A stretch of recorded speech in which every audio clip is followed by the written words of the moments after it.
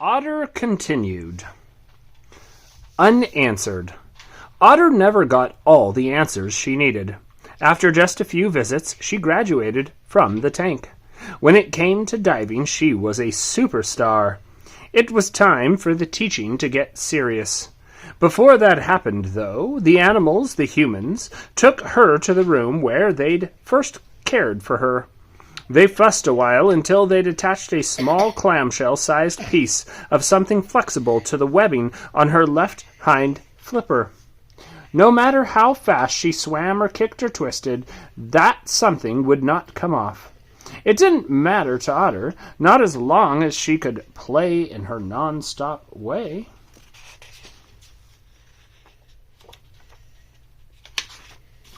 Tagged. 156 was ready.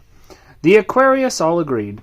They'd tagged her flipper, allowed her to hone her diving skills in a large tank as if 156 needed help. In any case, the nagging tick of an invisible clock reminded them that time was short for their beloved little Otter.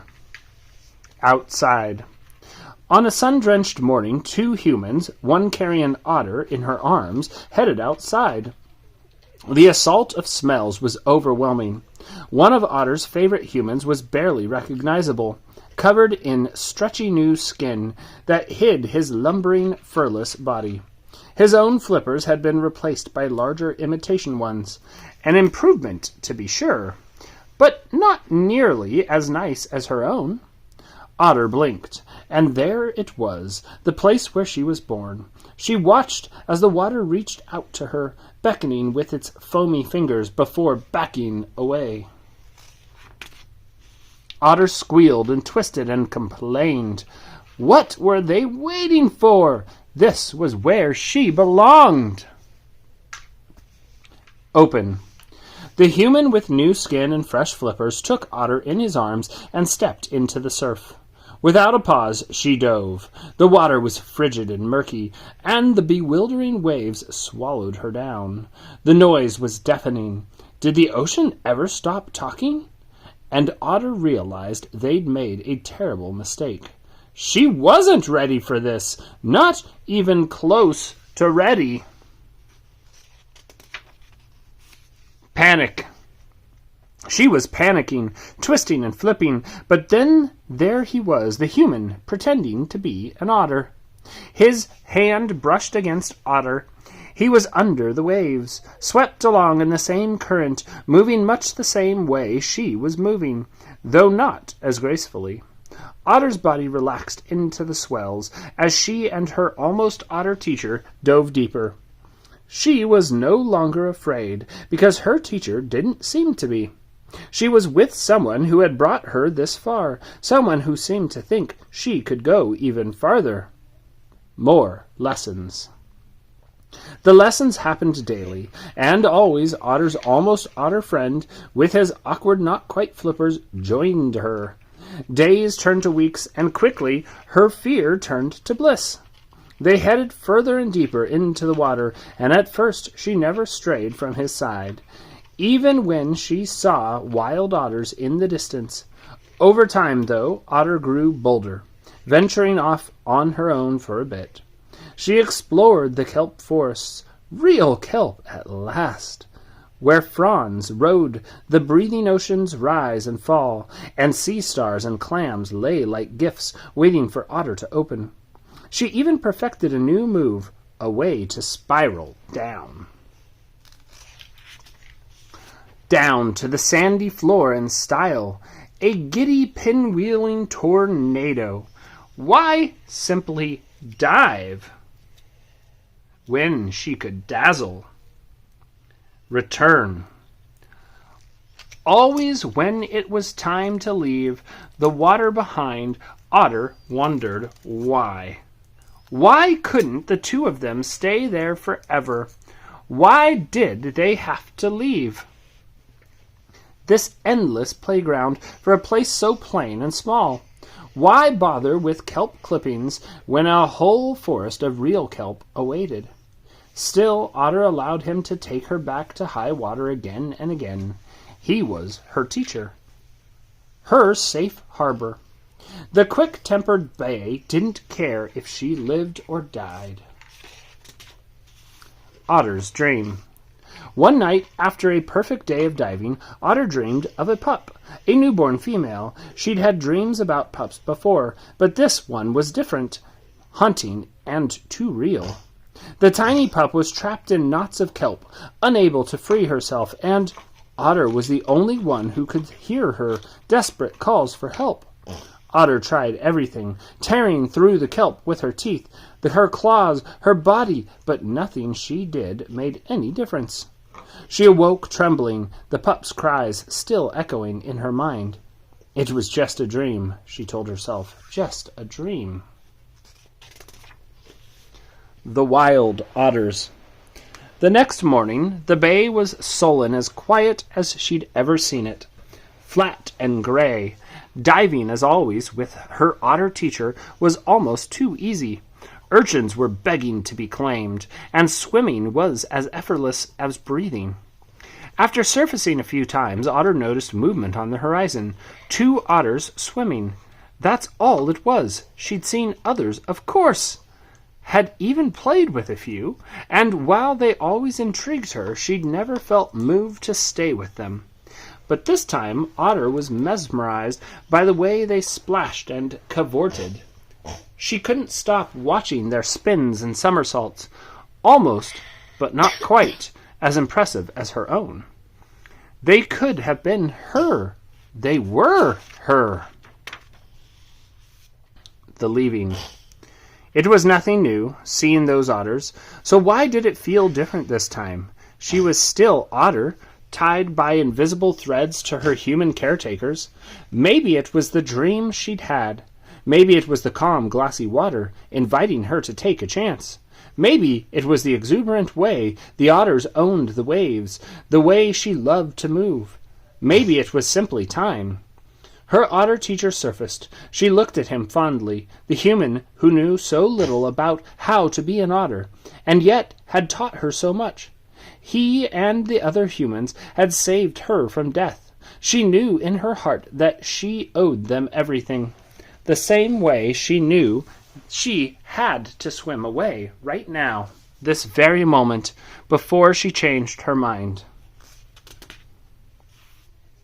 How to say goodbye to an otter. Be hopeful. She's been tagged with ID, and you'll be checking on her constantly. Besides, she's a prodigy in the water. Know you've taught her well, that she is ready for this moment, that there is never a perfect time to let go of the ones we love. See that gleaming head and spinning body. Watch her submerge into the world where you will never belong. Imagine that dive of hers, that hypnotizing cyclone of fur and bubbles, and smile through your joyful tears. Part 3. Otter. Number 209. The Present. Otter number 209? I thought she was 156. Maybe they re-tag her. Or maybe it's a different order. Maybe. Recovery.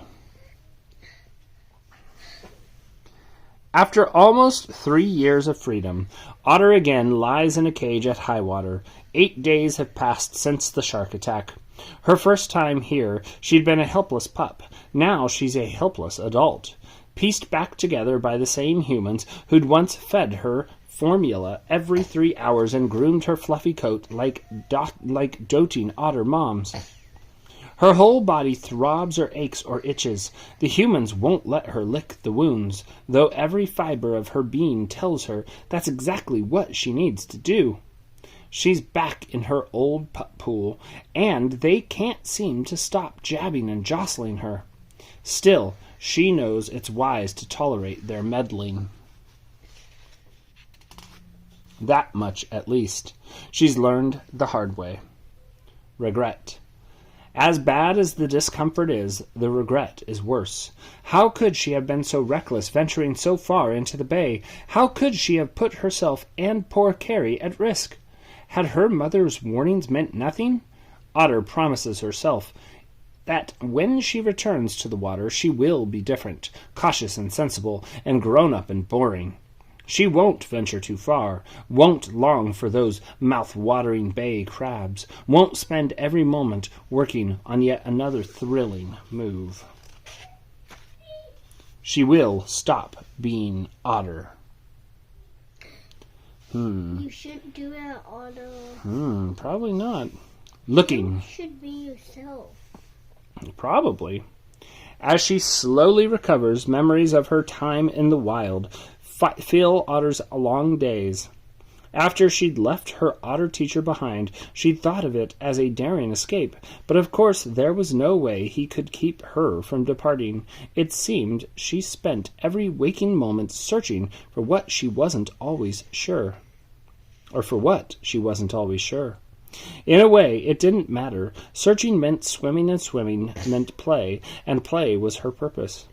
At first, she looked for her mother, but no one seemed to know what had happened to her. Mothers moved on. That's the way of things.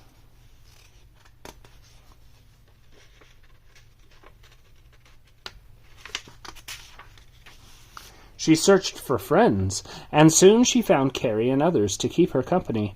Sometimes they would float together, paws entwined, 24 otters or more, a comforting tangle of whiskers and tails. She searched for sharks, saw a few, and knew to keep her distance. She searched for food, always ready to grab another morsel. It's hard to play when your stomach has other ideas. And even though she'd left them behind, she could never seem to stop searching for more humans, no matter how hard she tried. Visits.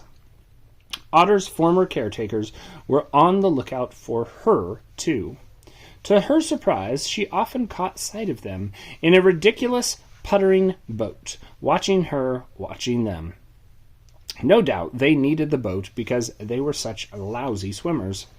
Now and then, when she tailed a diver or visited a kayaker or ventured too close to a curious tourist, her old friends would appear with net and cage. Eventually, they would manage to catch her and, with heavy sighs and rolled eyes, move her away to an area with more otters and fewer humans. It was a pointless game, one she didn't understand, but like any devoted student, she was always delighted to touch base with her former teachers. Mistake. She loved her time of freedom, though there were hungry days and lonely ones, and Otter constantly reminds herself that she would still be whipping through whitecaps if only she'd been more careful. One shark, one mistake. That's all it takes to change your life forever when the ocean is your home. Rehab. At last, the humans decide Otter is healthy enough to play in the larger rooftop pool, the one with the sky and the sun and the bright, clean air. But her body refuses to behave the way she wants it to.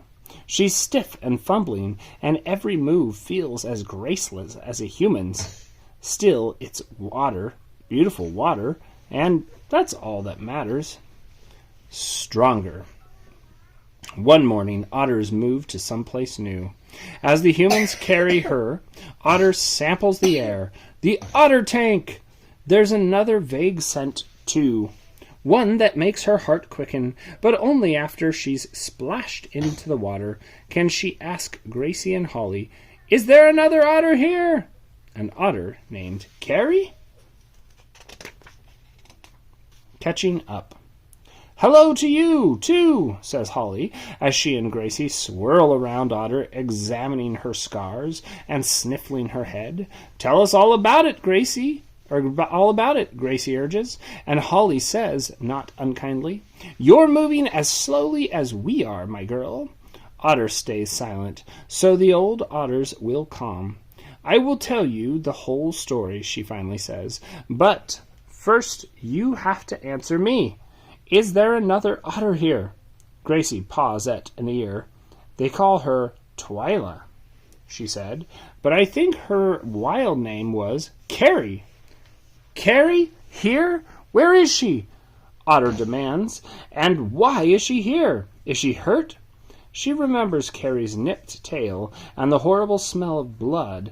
It is because of a shark bite. No, dear, Holly replies. She has the shaking sickness, but the humans are making it better.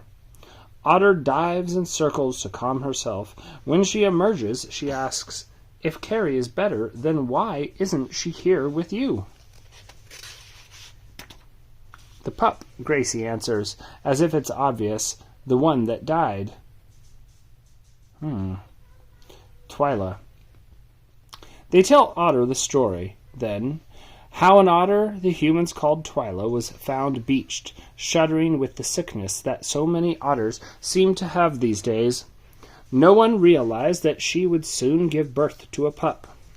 How she joined the tank not long ago, and how they'd had to tell her the truth. When the humans name you, it means you are here to stay for good. How one day she gave birth to the stillborn pup and held its lifeless body, hugging it close for hours. How the humans had, slowly, gently, removed her and the pup from the tank.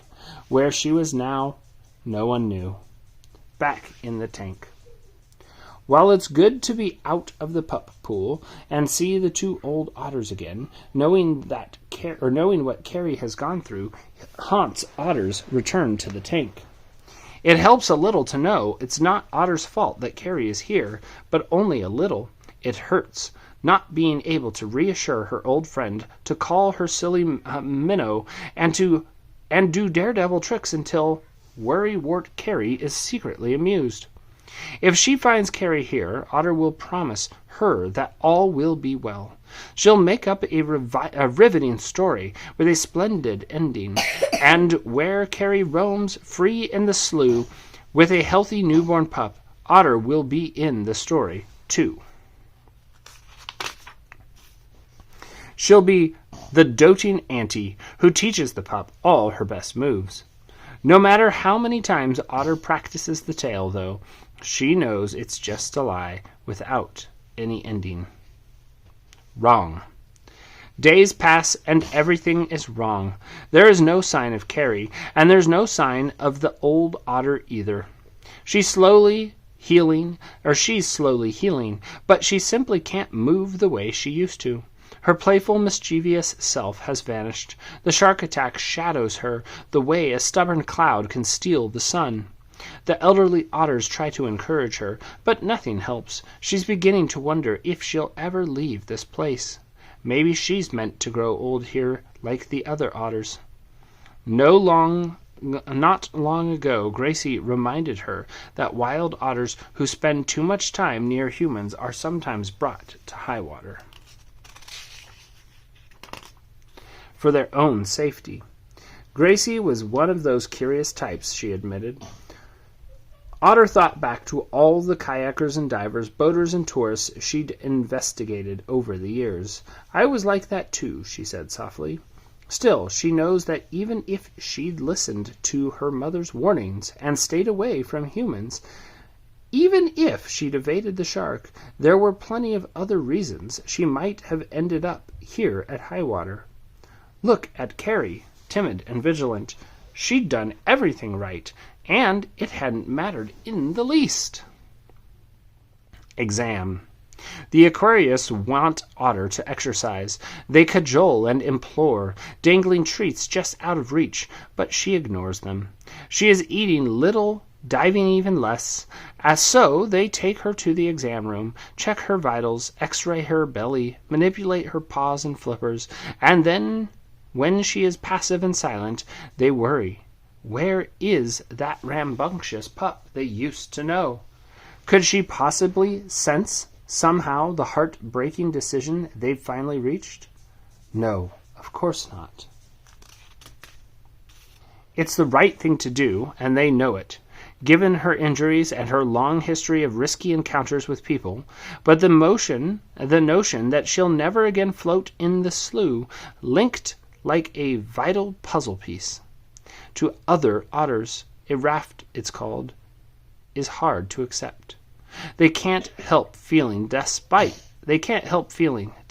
everything they've done, that they've let their dear friend down. Okay, let's leave it there for tonight, okay? Okay. All right. Otter. Adios. Adios, but I gotta say, Otter will continue next time. Adios!